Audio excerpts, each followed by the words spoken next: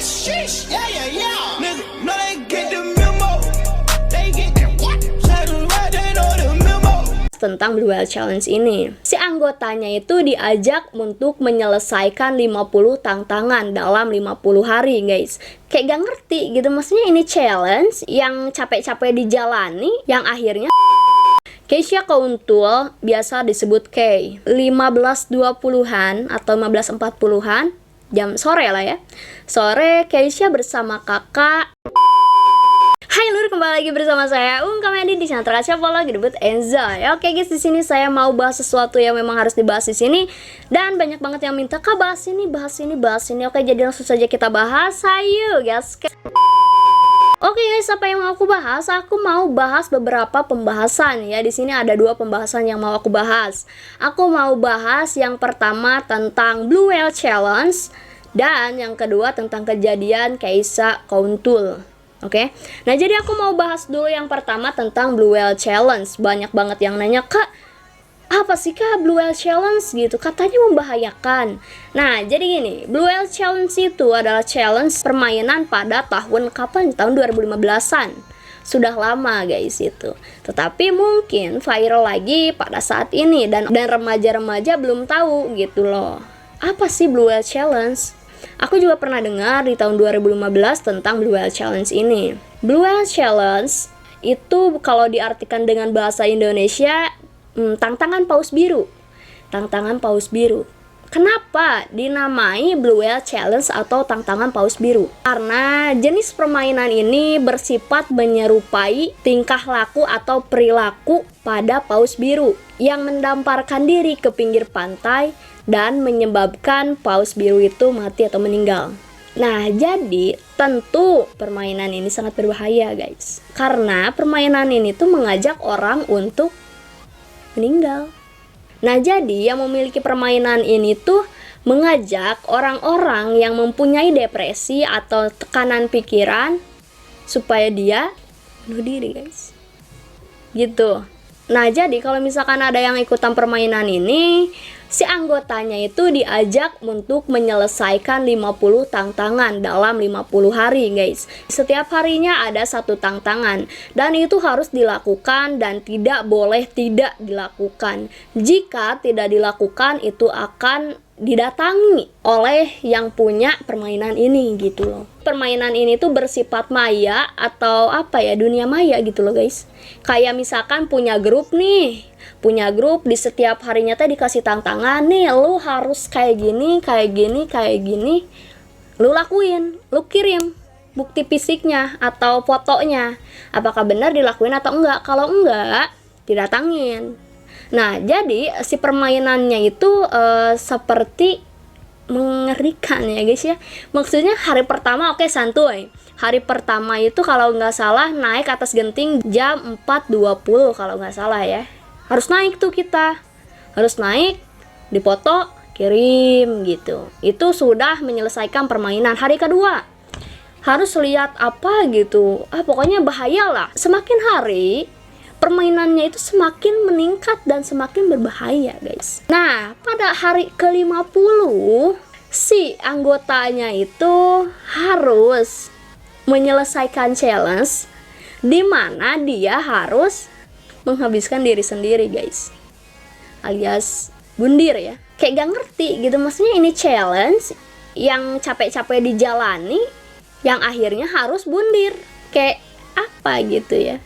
Ya memang mungkin tujuannya untuk seperti itu.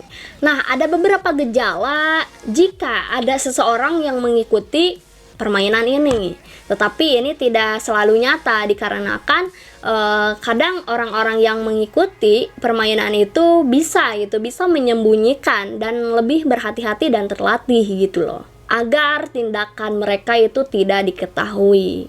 Untuk yang pertama, ciri-cirinya itu orang itu akan menjadi sangat tertutup, apalagi di dunia maya gitu loh. Yang kedua, akan lebih menghabiskan banyak waktu di sosial media atau internet. Ketiga, dia akan mengganti wallpaper atau layar telepon dan layar laptopnya ketika diketahui oleh orang tua. Keempat, dia akan marah ketika usai menggunakan internet dan mengirim SMS. Terus kelima, dia akan memiliki banyak nomor telepon dan ya email di handphone mereka. Ya mungkin itu nomor-nomor dari kuratornya. Kurator itu orang yang menugaskan untuk mengerjakan tugas di permainan ini. Ya jadi gitu guys. Jadi itu yang bisa aku jelaskan tentang Blue Whale Challenge. Oke, kalian bertanya apakah bahaya atau tidak? Ya jelas itu memang berbahaya guys, karena ya, yang akhirnya harus bundir gitu loh. Tolong ya buat kita jangan sampai melakukan permainan itu. Oke, jangan sampai. Oke, jadi untuk pembahasan Blue Whale Challenge sudah beres ya.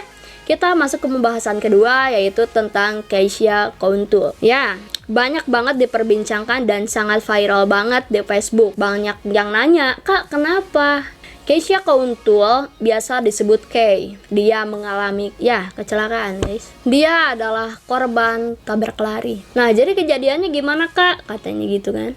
Nah jadi gini guys. Nah jadi aku udah tanya kepada teman-temannya dan alhamdulillah gitu aku mendapatkan info dan aku diizinkan untuk share ini gitu loh. Nah jadi pada suatu hari jam 15.20-an atau 15.40-an, jam sore lah ya. Sore Keisha bersama kakak keluar rumah mengendarai motor. Yang mengendarai motornya kakaknya ya.